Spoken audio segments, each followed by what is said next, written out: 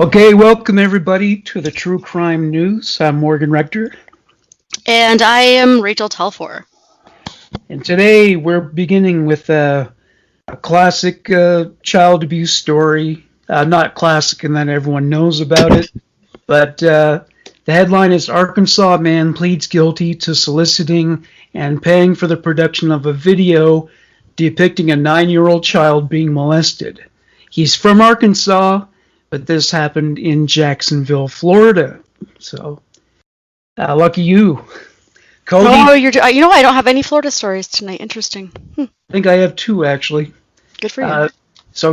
Cody Dylan Hogan, 26, from Leachville, Arkansas, has pleaded guilty to using the internet to solicit and pay an individual to molest a 9-year-old child and to creating a video recording depicting this sexual abuse. Hogan faces a mandatory minimum penalty of 15 years and up to 30 years in federal prison and a potential life term of supervised release. Hogan was arrested on November 9th, 2020 at his residence in Arkansas and remains in custody. A sentencing date has not yet been set. According to court documents, in December 2019, an undercover FBI agent in Jacksonville who was posing as a parent of a 9-year-old child made contact with Hogan in a particular online chat application. During an online session, Hogan, using the online name Stone Telephone, sent the undercover agent a photo of his own genitalia and asked for, quote, naughty, unquote, photos of the purported 9-year-old child. Hogan offered to pay the parent, so-called, to create and send him a video of the child, unquote, being sexually abused. Hogan gave specific instructions as to how he wanted to see the so-called child molested in the video.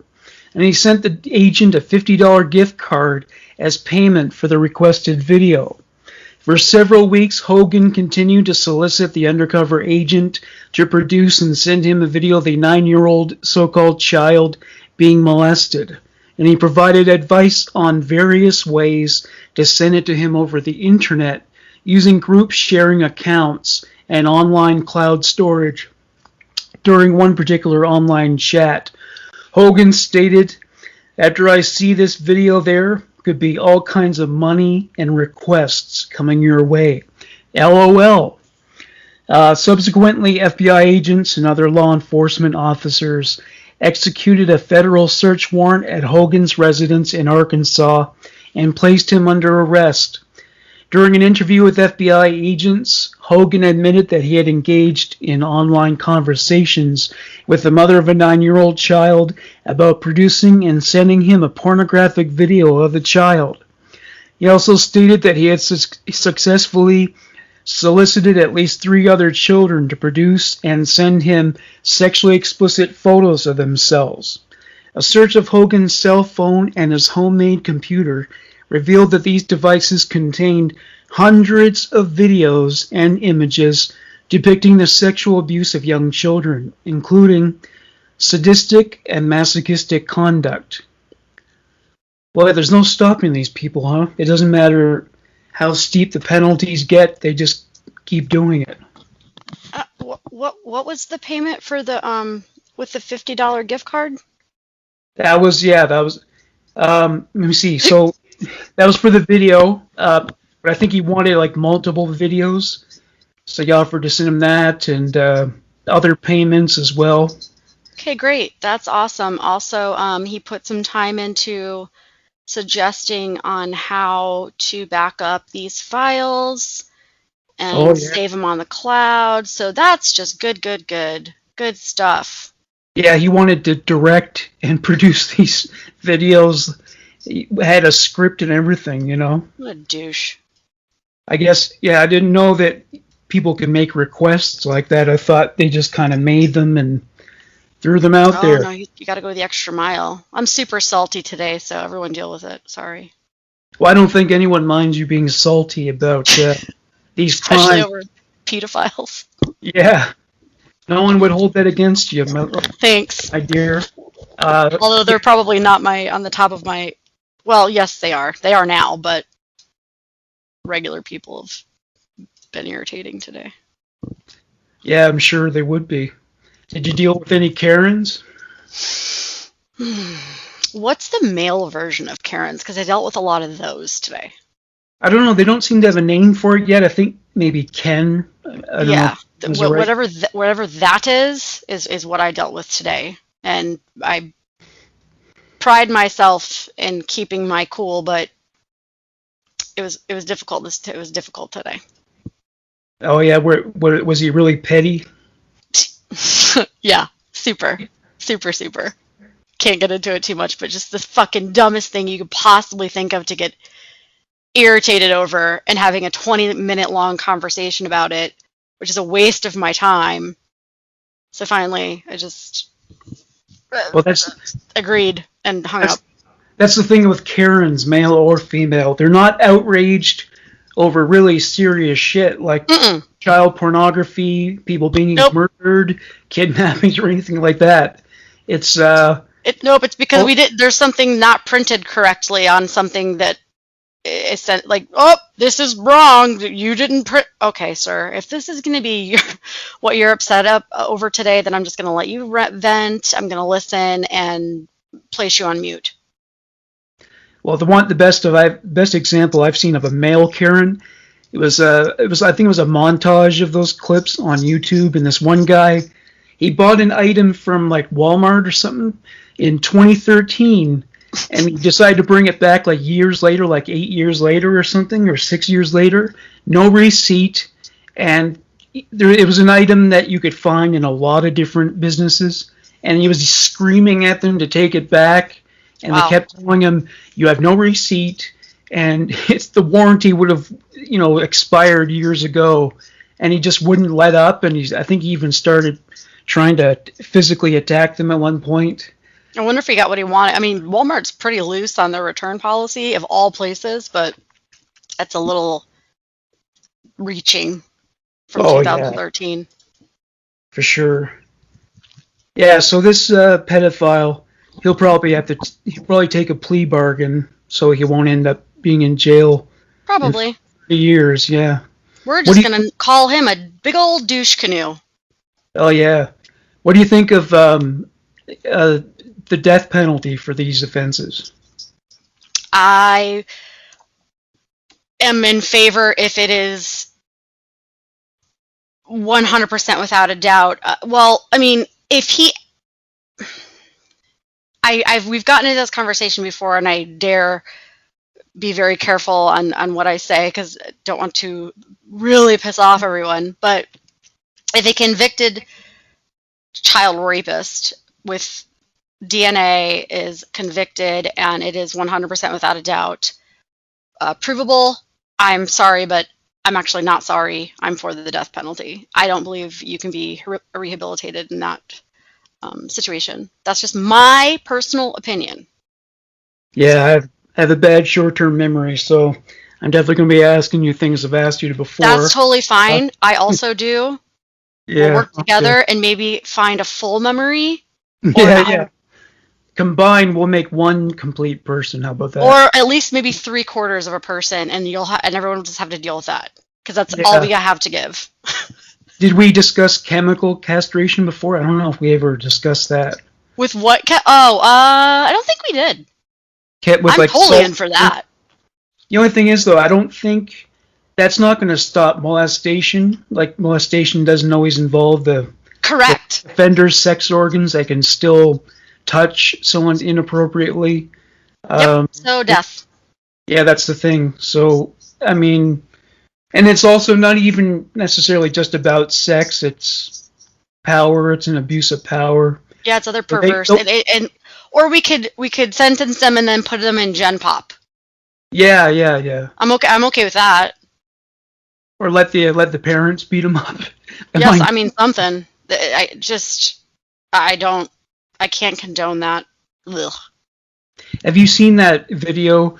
This guy was charged for molesting a kid, and the kid's father knew that the offender was going to be flown to like another prison or something, and he was like standing by some phone booths in the airport, and he surprised him and shot him right there and then. Have you ever seen that one? I believe I did. I believe I either saw it or heard about it. And those are the kind of stories which I can't get pissed off at. I would say I would do the exact same. So, and hopefully he wasn't indicted. I don't know if they were lenient on him or how that goes. I mean, technically it's murder, but you'd like to think that some people who would put themselves in that place, because I certainly would, and there'd be a level of leniency. But it's tough here. Yeah. Well, I got to hand it to the Texas justice system. They seem to believe in an eye for an eye there. Mm-hmm. I think there was one man I read about who killed a guy who raped his daughter, and he was acquitted. So yeah, you don't mess around with Texas, man. You think Florida's bad. Right. Don't fuck with Texas. You could end up barbecue. Don't mess with Texas. That's right. All right, so what's your first story for the week? So, I found some good ones this week. It's funny because we were just talking about how, I don't remember what episode it was, a recent episode, how there hasn't been many serial killers lately in the news. Lo and behold, I run across this little doozy coming out of Mexico City.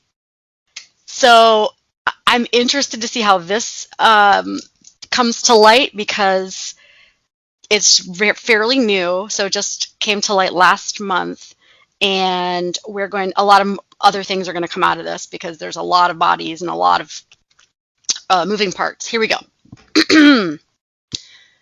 So the title is Investigators Find Remains of 17 Victims Under a Suspected Serial Killer's House. Yeah. Some John Wayne Gacy action. Are you ready? I thought you were going to love this, so here we go. Mm-hmm. Investigators digging under the house. And, by the way, before I start, the way that they found him is astonishing and mind-blowing. So buckle up, Buttercup. Okay. Investigators digging under the house of a suspected serial killer on the outskirts of Mexico City said Saturday they found 3,787 bone fragments so far, apparently belonging to 17 different victims. Prosecutors in the state of Mexico, which borders Mexico City, suggested the grisly finds may not end there. In excavations carried out since May 17th, authorities have dug up the floors of the house where the suspect lived. They now plan to extend the search to the soil beneath other rooms he rented on the same property. ID cards and other possessions from people who disappeared years ago were found at the junk-filled home, suggesting the trail of killings may go back years. The number of bone fragments found underneath concrete floors at the suspect's home would imply the corpses may have been hacked into tiny pieces. That could make sense. The suspect, identified by prosecutors only as Andres, was formerly a butcher and, in fact, sectioned and filleted his last victim. What are the odds? But wait, there's more. This encapsulates like a couple of different kind of old serial killers into one story, and I don't want to say I'm excited, but I'm looking forward to what they find and what comes out of this. Okay. Well, it's serendipitous considering I'm developing the Jeffrey Dahmer episode. So. Yes. So, quote, the bone fragments are being subjected to laterization studies, which include carefully cleaning each one, identifying what part of the body they are, and then placing them in their anatomical position, providing a method for determining the approximate number of victims, end quote, the office said in a statement. This analysis indicates that up to now, the bone fragments found may possibly be those of 17 people, the statement said. Authorities have not released the full name of the 72-year-old suspect under Mexican laws protecting a suspect's identity. He has been ordered to stand trial in the killing of his last victim. Everyone hold on. A 34-year-old woman whose body he allegedly dismembered with a butcher's hacksaw and knife on May 14th. May 14th of last month.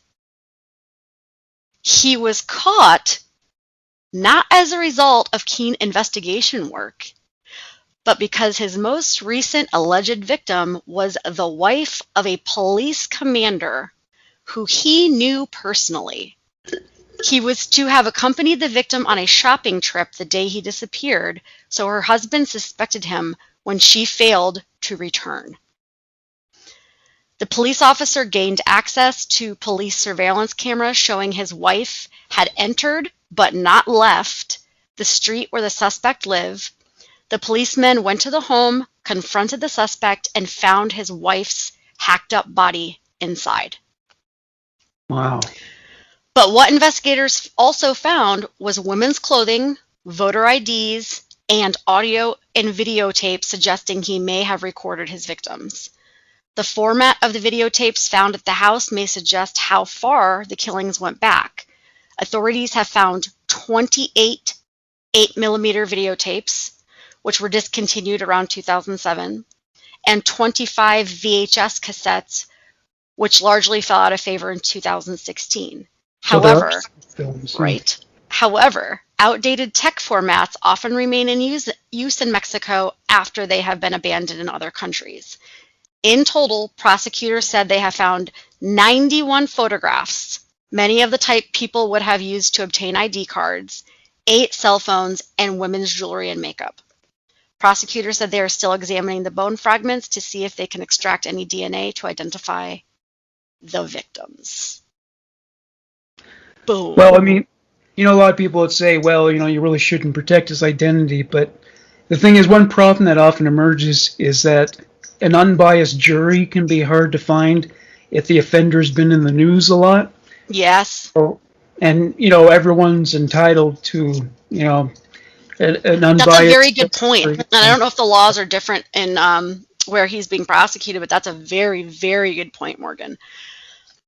And that's when a lot of the prosecutors, not the prosecutors, the defendants will say, hey, my client didn't get a fair trial because this was all over. So that's a very good point I didn't even think of. I like that you brought that up. Yeah, there have even been mistrials where they realized, the jury knows everything about this guy, and that happened actually when Paul Bernardo was on trial. Mm-hmm. They had to impose a media blackout here in Canada, but American journalists kept covering it. And even though the internet was kind of still in its infancy, they still managed to publish a lot of the articles online. Absolutely. So, very, very good point. But how interesting is this case? Yeah, well, they're saying, well, he knew some of these people. Well, after all the serial killers I've read about, that doesn't stop any of them. They don't care. There's no sentimentality when they have an opportunity to kill someone. No, they'll go ahead and do it. No, 100. But I just like that it was the police commander's wife. Oh, yeah. So they weren't even investigating him. He wasn't even on their radar. It was just because he took the police commander's wife, they had plans for a shopping trip, and she disappeared. So he's like, let me check out the surveillance cameras, went to his freaking house, and there's his wife splayed open. That's insane. Crazy. Yeah. This is going to be a future movie. Oh, for sure. Yeah, this guy's going to be big in the true crime literature as soon as they start publicizing his name. So I'll try to keep an eye on this story and give updates when they are exciting and come forth. Okay, so my second story is it's in my neck of the woods, a local Toronto story, and it involves a clothing optional beach. Hooray! Yeah. So, and just in time for Pride Month, this is about a hate crime against gay people. Ugh. Man 24 charged in suspected homophobic attack at Hanlan's Point. A 24-year-old man has been arrested for an alleged homophobic aggravated assault at Hanlan's Point 2 weeks ago. Toronto police say a man 24 and a woman 27 were walking to the ferry docks near Hanlan's Point around 11:30 p.m. So that area they wouldn't be naked.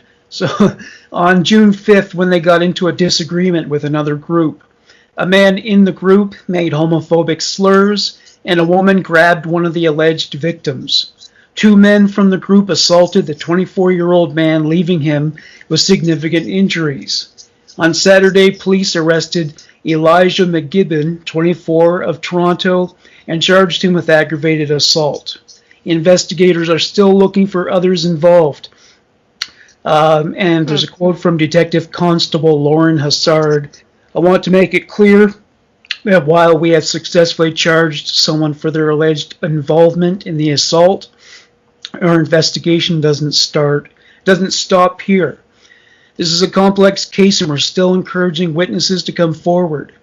In particular, we want to speak to two women who we believe were in the area at the time and are described as white, in their 20s, and with brown hair. This remains an active investigation. Maybe there aren't enough gay cops, you know? So question, does Canada celebrate Pride Month as we do in June? Oh yeah, in fact, they had World Pride Day here in 2014. So that was a particularly big one. In fact, it was interesting because there was a rainstorm on the last day, and in dusk there was like a rainbow in the sky, two rainbows in the sky. Love it was like you couldn't have planned it better. It was almost like something out of a movie. But yeah, there's a big gay community here, and but yeah, as there is here, and I'm a huge supporter. We have a pretty big community that I fully support in my area around Florida. So happy Gay Pride, everyone! LGBTQ plus. Lots of gay people and elderly people in Florida. Absolutely, some that are both. So yeah, that's right. Them as well. In Key West, yeah.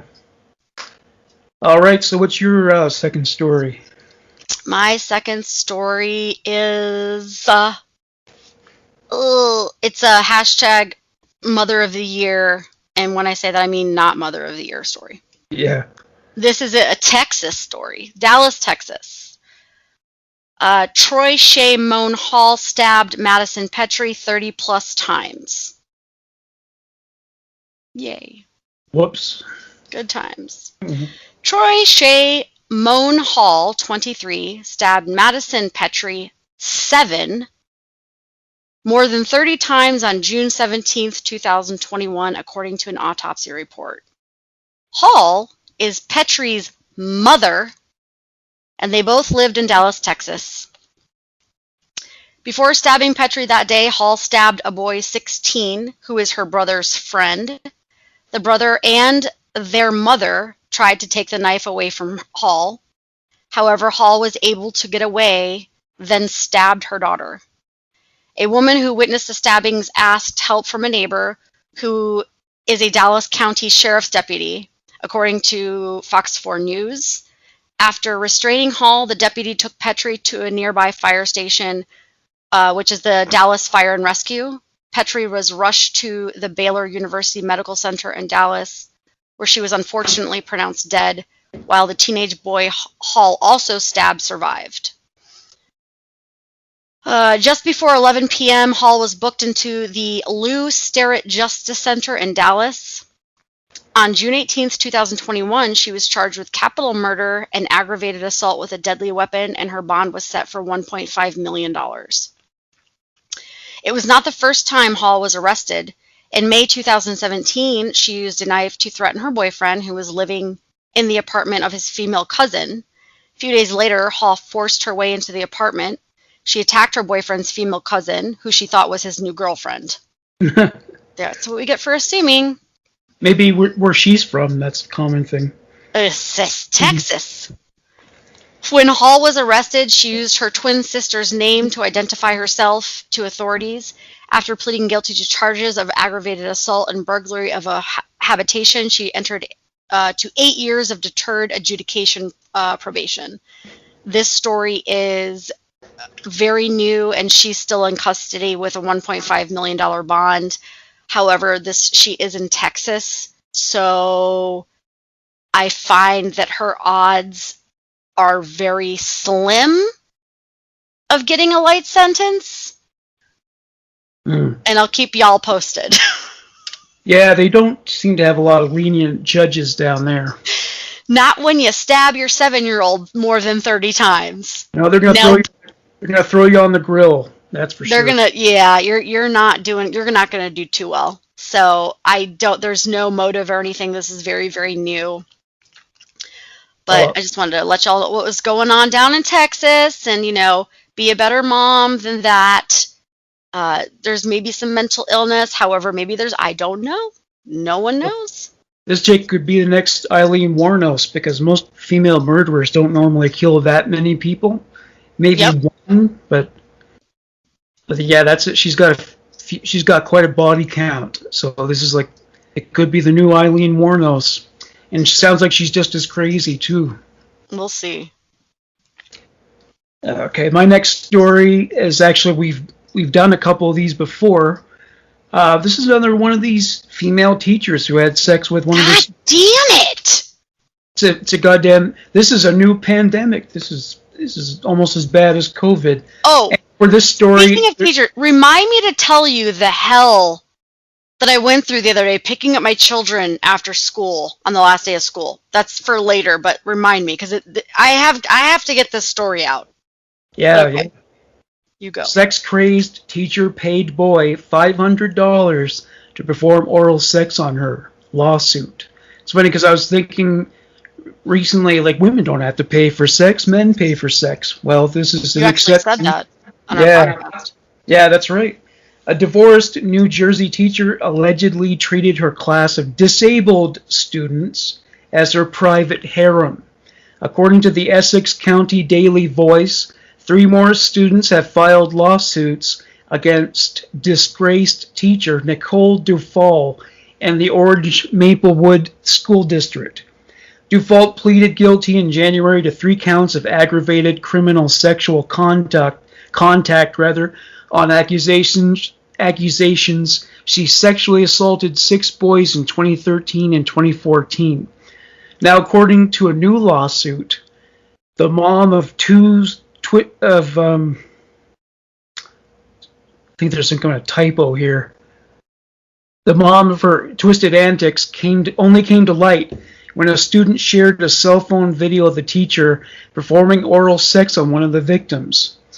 One victim heard about a teacher who regularly had sex with students during clandestine lunches.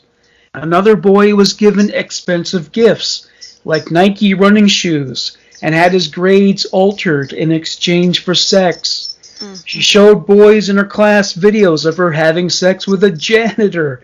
Wow, she really scrapes the bottom of the barrel, eh? Oh my! And asked them about the size of their penises, the lawsuit said. According to the lawsuit, Dufault allegedly took the boy's virginity and raped him more than 200 times. Most of the abuse took place in her classroom. Once, she gave the boy $500 to perform oral sex on her. Another alleged victim said Dufault, whom the boys called Nikki. See, you people, it's not just Rachel or sometimes stumbles over words. I do this a lot too. Thanks, Morgan. Are you doing that for my sake? I appreciate it. The editing process takes a while because of that. So yeah, she sexted him and said she couldn't wait to, quote, give him oral sex, end quote. She also allegedly wanted to kill a female student because the boy was talking to her. He decided to get with someone his own age, and boy, she was outraged. So one student said he traded sex with Dufault so she would help him cut classes. In another instance, she allegedly called one boy to her class while supervising a student taking a makeup test.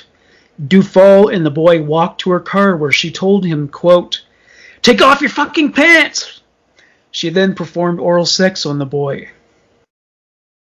Pretty unbelievable. And I think I saw a photo of her too. She's not an ugly woman. So Did you say earlier that these children were in a special needs? Yeah, it didn't make clear what kind of disabilities these are, if they're physically disabled or mentally. But all the boys who were questioned seemed to understand what was going on, so maybe they were physically disabled. That's the most atrocious disgusting, vile thing I think I've heard, and oof, I don't have words. Yeah, I mean, even I really just don't have. I don't have words.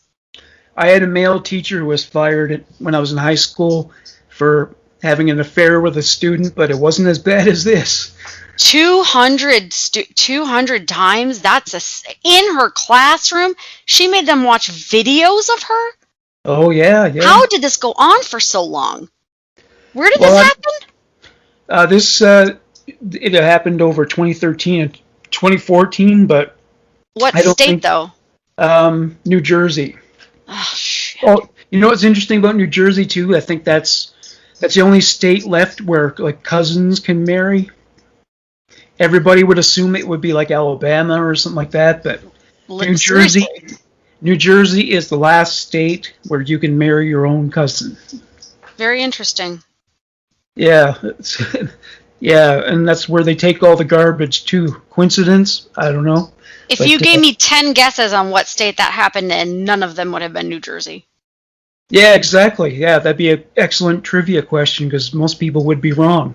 So people give the people from the South a hard time about their presuppositions regarding incest, but New Jersey has them beat. So it's pretty bad. That's really bad.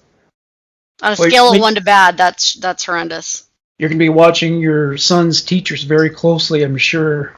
Yes, I do. Yeah. Yes, I do. As a parent, are you able to look into their backgrounds? Is that information available to you? That's all public record. Yeah. So you can. Yeah, I'm sure many parents probably do. So. Absolutely. All right. What's your next story? So this story I came across. It is from Minnesota. The name. And I'm so sorry. I don't mean to make this is not a joke whatsoever, but let me read the caption first. It's a Minnesota woman allegedly shot and killed by ex-husband less than a week after getting remarried. Okay, which is really horrible, and I'm so sorry. Somebody who knows how to hold a grudge? Yes, correct. And then her new married name is Deatherage. Deatherage? Death, Death, Erage. Deatherage. Deatherage. This would never... I'm sure it's Deatherage, but it's literally Death Rage. The Deathy Rage. Wow. See, this would never have happened in St. Olaf, where Rosen Island's from. No, See? Everyone needs to be from St. Thank you. Oh, Morgan with the... I love it when you do Golden Girls palette cleansers. It's my favorite. So let's get into it. Yeah. The body of Lori Deatherage, 48, was found by police inside her Robbinsdale home on Friday. This just happened, actually. Literally this past Friday.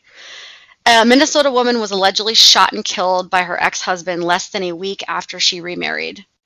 The body of Lori Deatherage, 48, was found inside her Robbinsdale home after police conducted a welfare check around 9:15 a.m., the Star Tribune reports. The Air Force veteran died from a gunshot wound to the head, according to the Hennepin County Medical Examiner. Quote, "Our time was cut short by an atrocious act," Lori's widower, Billy Deatherage, told the Star Tribune. Quote, "We had been married less than a week. We were married less than a week before she was taken away from me." Police arrested a suspect in her murder around 9 p.m. that evening after a 10-hour standoff, according to the Star.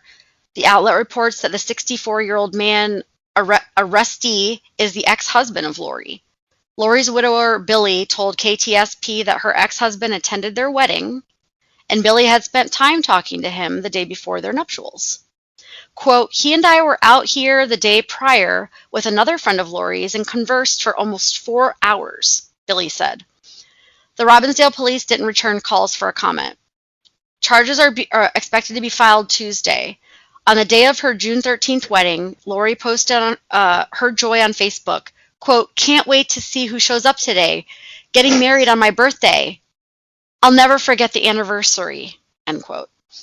Billy told the Star Tribune that he first met Lori 30 years ago at an Air Force base in Grand Forks, North Dakota, and they rekindled their friendship 4 years ago. Lori had plans to move to Arkansas to be with him. Lori described herself on Facebook as an artist, photographer, author, and a graphic designer. Billy said Lori, who also designed costumes for the Minnesota Renaissance Festival, had previously modeled and helped people who were struggling. Quote, "Lori was loved by literally hundreds and hundreds of people, and she touched so many lives in so many positive ways," he said. "She was a good soul." So that's really unfortunate. There's no motive behind that, but I'm sure it's just because he was really a jilted lover and she just got married and was super happy. And perhaps, well, he wasn't in the military. I guess her new husband and she were both ex-military. So, Air Force veterans. I'm very sorry for that family's loss. Have you ever participated in Renaissance Fair? Absolutely. Yeah. Is it? I've gone all out. Oh yeah. Don't you like? They can teach you how to sword fight, right? Well, yeah, I was more into the cosplay. I think I've mentioned I've been into a little cosplay. My sisters and I were into cosplay and making our own costumes and all that kind of fun stuff. So, yeah, I've been to several Renaissance fairs. They're fun. Yeah. Does anyone do? I guess they wouldn't do like true crime cosplay there. I'm sure. I think our festival was the closest one, our ZombieCon festival, but then it turned into actual crime and they shut us down. So no, but they do. Let's see. They do like crime. They do Crime Con. They have like Crime Con. They have cons for crime and stuff like and true crime stuff like that. They do. Are there people who dress up for that? I'm sure there are. At any con you go to, there's going to be people who dress. There's just rules and regulations, especially when they're in an event center where you have to have weapons, sheathed, or you can't have certain kinds of weapons, or they have to be displayed in a certain way, or they can't be real, obviously. So there's lots of precautions taken. Yeah, your options would be limited because there's Eileen Warren. Ours was a street festival, so we had it. Yeah. Plus, we couldn't completely block it off, so it was a block party. We couldn't really. You can't stop people from coming into a open public area, unlike you can with a regular convention. So that was our issue. Oh, I see. Okay. All right. So my next story is sadly involves a baby being murdered by her own mother. Oh, so, God. Woman a baby what? Woman 38 accused in heinous beating death of infant daughter. So she's from New York, and she's behind bars this week after she was charged with murder by authorities who alleged she severely injured her 3-month-old daughter and failed to seek medical attention for the baby. People magazine confirms Mabel Enid Rosado Delgado of Rochester faces 1 count of second-degree murder in the Sunday morning death of her daughter, Karen Victoria Castro Rosado. According to reports from WROC and WHAM and the Democrat and Chronicle, the mother, 38, appeared before Judge Thursday and entered a not guilty plea to the charge against her. "I didn't do it," she told through a Spanish-speaking interpreter on Thursday, appearing in court virtually from Monroe County Jail, where she is held without bail. The baby was pronounced dead at 11:15 a.m., 30 minutes after Rosado Delgado brought her to Rochester General Hospital, according to the Democrat and Chronicle. Her battered body showed obvious signs of trauma, and the autopsy determined the child died by homicide due to blunt force trauma. Rochester Police Captain Frank Umbrio told the outlet. So she's doing court Tuesday for another hearing. So, Jesus. How old? The baby is was it 3 months old? Yeah, 3 months. Jesus. I just can't even fathom. Why? Why? I don't know. Well, I don't know. I mean, some animals kill and eat their young. I don't know. Maybe we did that at one time. But there's a whole lot of shit we shouldn't be doing from like, 100,000 years ago. There's there's a lot of stuff we had to stop doing. It's called evolution, folks. Yeah, but not everyone. Evolution. But And it's then like, there's also ways to fix that. So if you're feeling like you need to kill your infant daughter, the yeah, appropriate way to do that is by going to seek help. This is yeah. not an ad, but betterhelp.com, Or everyone. You put can the just go baby up, on and find a therapist or or put the baby up for adoption, anybody else. or put the baby up for adoption. Something, anything, Because people evolve. Don't people who kill want it. to people who want to adopt, they always want babies. So Mm-hmm. she would have been adopted, but no killing. So what's your Yeah, next we don't story? kill babies. But No. that's a segue into my next story, which I found very interesting as well. Okay, so this is an influencer couple euthanized their dog and made some really disturbing posts about it. Bad, bad, bad. So this is the story, and then we'll discuss after. And I don't know who these influencers are because I tend not to know who influencers are, but hey, that's just me. On Monday, popular YouTubers Nikki and Dan Philippi shared some heartbreaking news. They made the decision to euthanize their 9-year-old bull terrier, Bowser. But Bowser was not sick or in pain or suffering from any incurable disease. No, the vloggers chose to end the life of their dog because he bit the couple's 1-year-old son, Logan, after the toddler tried to take some of the dog's food. Wait, it gets better. Quote, I feel awkward just like opening this video, end quote, Nikki says, clearing her throat while sitting next to her teary-eyed husband. There is no cheery way to open this video, so we're here today to share with you what's been going on in our life, end quote. Nikki then proceeds to share that they put the dog, quote, to sleep on Friday, and that while the dog was our dog, it was really her husband's dog, and that she hesitated to even share their decision due to the possible reaction of the couple's fans. Quote, people aren't going to get it. People are going to be upset, Nikki said. And Dan's response was, nobody is going to be as upset as I am upset, or as upset as I am. Dan then jumped in to describe what happened. Quote, for many, many years, for most of his life, he was an extremely dangerous animal outside of the walls of my house, end quote, he said. He was definitely an outside animal that I had to keep inside. The couple claims that Bowser was attacked as a puppy and as a result became aggressive. Quote, he would have put Bowser down a really, really long time ago and several times have just been putting the day off, end quote, Dan said in the video.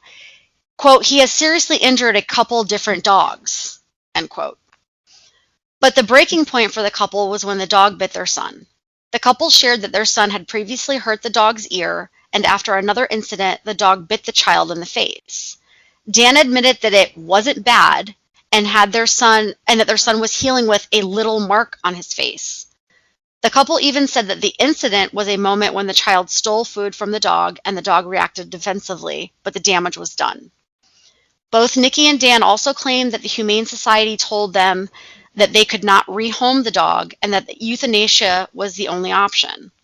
They then decided to use a euthanasia service to have the dog put down at home, but not before the couple did a, quote, goodbye photo shoot, end quote, with the dog. And yes, the dog posed next to the couple's 1-year-old son.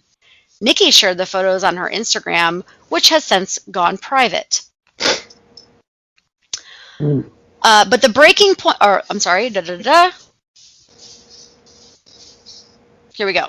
So some of the reactions to the decision, which was swift and merciful, was add this to spreading deadly disinformation. Okay, I can't even, never mind. We'll skip to the next one. How sick do you have to be to take a photo shoot with your dangerously aggressive dog, knowing you're going to end his life? Your dog is so aggressive, but you have no issues putting the baby next to it for a pure little pre-murder photo shoot? Yeah, this is what a popular YouTuber said and tweeted. If the couple shared the family news in hopes of garnering sympathy, they definitely miscalculated the reaction of their audience.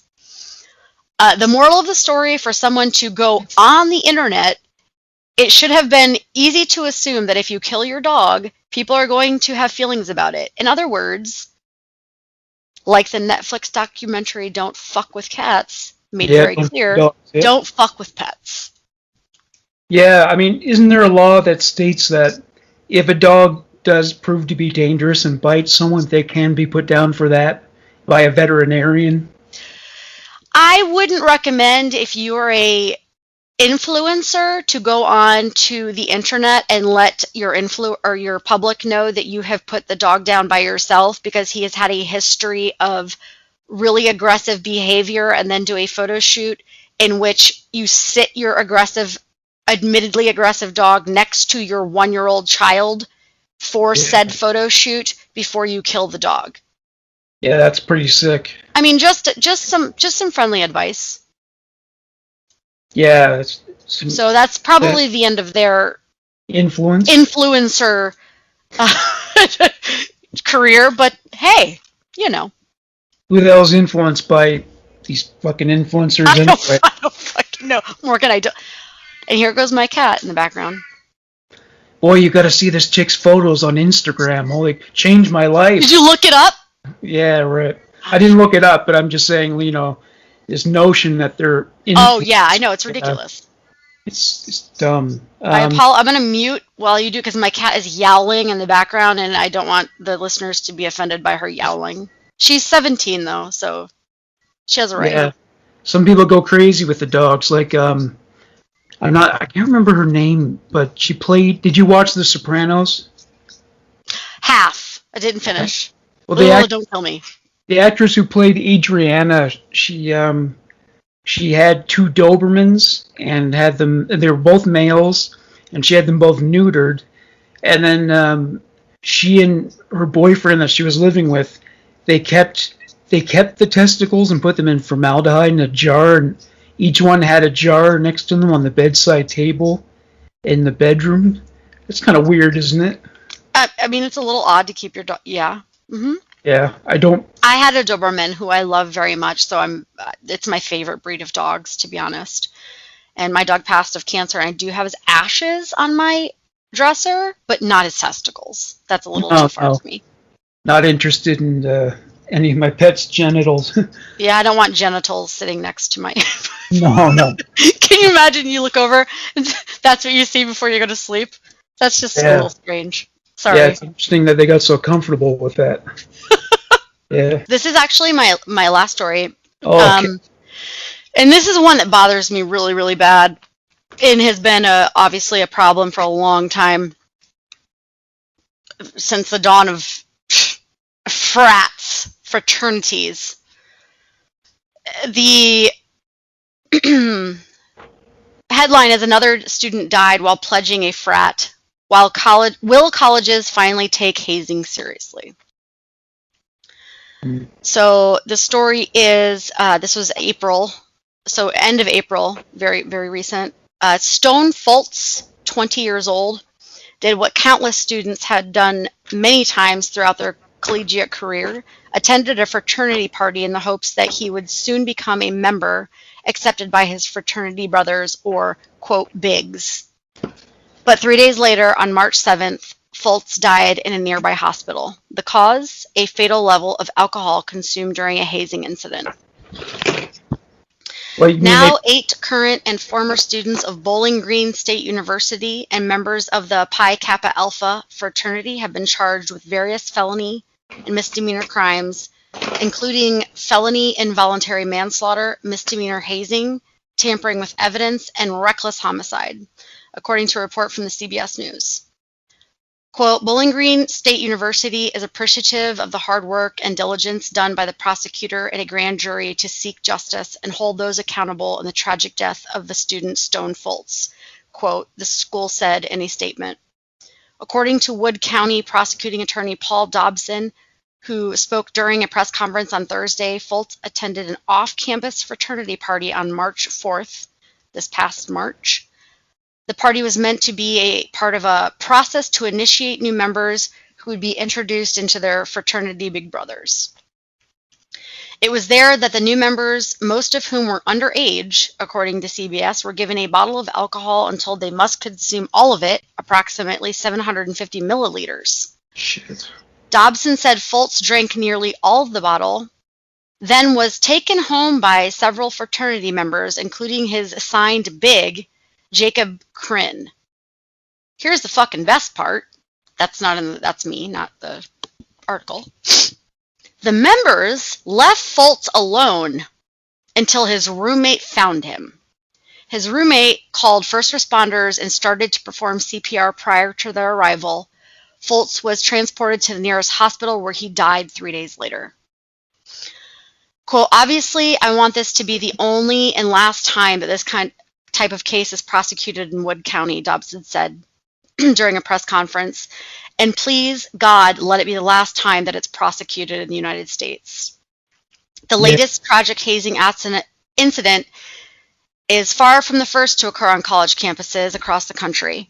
According to a 2008 national study, 73% of students involved or hoping to get involved in fraternities or sororities experience behaviors meeting the definition of hazing in order to join or maintain membership. The most common type of hazing, according to the same study, is participating in drinking games or binge drinking. Kryn, who took Foltz home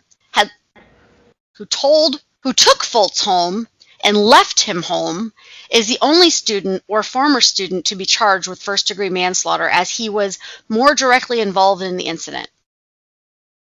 I'll pause there and say yes. Yeah. If you have witnessed a child drinking that much alcohol and you go drop him off and leave him, your ass is responsible. They must have given him like whiskey or something, or scotch. I don't give a shit what it was. No, but I'm just saying, like, for him to drink that much of it and end up dead, it must have been like hard liquor. Beer wouldn't do that. I'm sure it was, because this hazing is out of control. It's just ridiculous. Yeah. So, if found guilty, Kryn faces upwards to 19 years in prison for both crimes. He was also charged with felony assault. The 7 additional defendants face a slew of charges ranging from third-degree felony manslaughter to obstructing justice, which will carry a maximum of 3 years in prison. Currently, none of the 8 defendants have been detained, but have instead received a summons to appear in court on May 19th. Quote, we are living every parent's worst nightmare and will not be at peace until fraternity hazing is seen for what it truly is, abuse, Foltz's family said in a statement to CBS Ohio affiliate. Quote, it's unacceptable, and in Stone's case, it was fatal. How many injuries and deaths will it take for the people in positions of power to do the right thing? I also say the same thing. It's bullshit. Did you go to university? Did you go to university, or? I did not. Yeah. So I only did 2 years of a community college, and then I stopped going because I progressed myself in my laboratory medical career. So I didn't. Yeah, it's amazing the lengths these young people will go to get drunk. I mean, there's one trend for a while where you stick a tube up your ass and they put a funnel at the other end, and you can't. That's probably still a thing. Drink it. But why are we doing this still in this day? Why is this still a thing? Think of something more intelligent than freaking getting blackout drunk. If you're at a university and you're in a fraternity and a sorority, Freaking evolve, dude. This is Yeah. sick. Just do those like old timey initiation things, like wearing like a baby, like dressing like a baby with a And rattle. going into public. Yeah, something Yeah. This is like that. absurd.